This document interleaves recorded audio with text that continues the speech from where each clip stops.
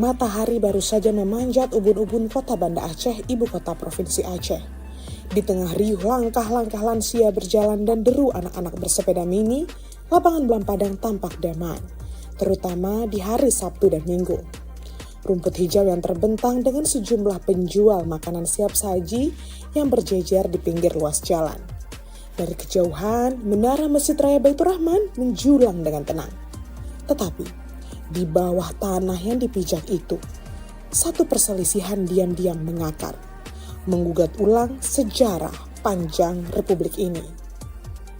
Ya, Belampadang bukan sekedar lapangan, ia adalah ruang warisan. Lahan seluas lebih dari 9 hektar ini menyimpan jejak wakaf Sultan Aceh kepada Masjid Raya.